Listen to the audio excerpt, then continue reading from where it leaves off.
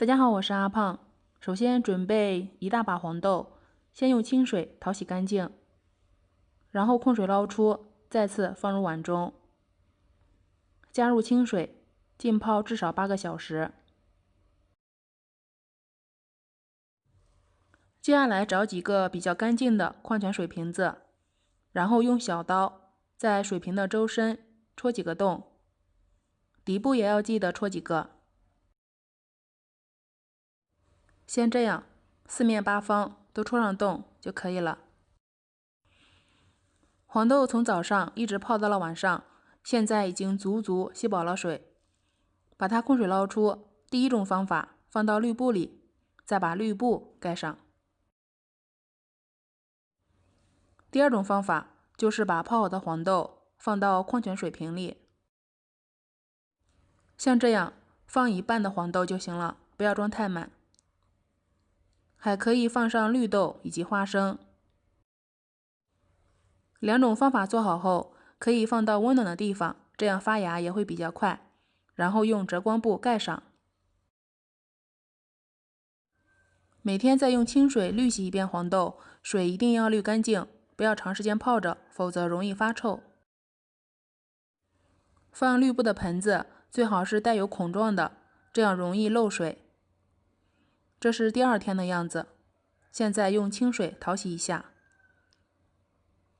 这是第4天的样子，已经可以看到发出芽了。再过几天绿豆芽变粗壮就可以吃了。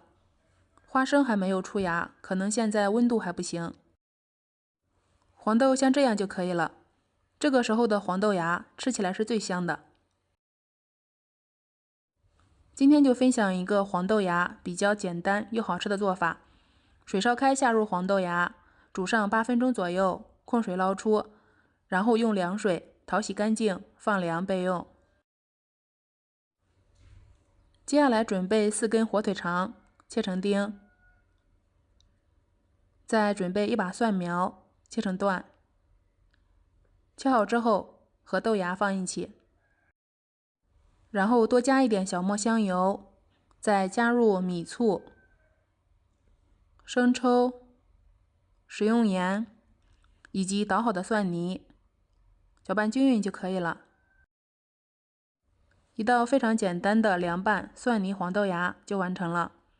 生好的豆芽不仅可以凉拌吃，还可以炒着吃、煮汤吃，想怎么吃都行。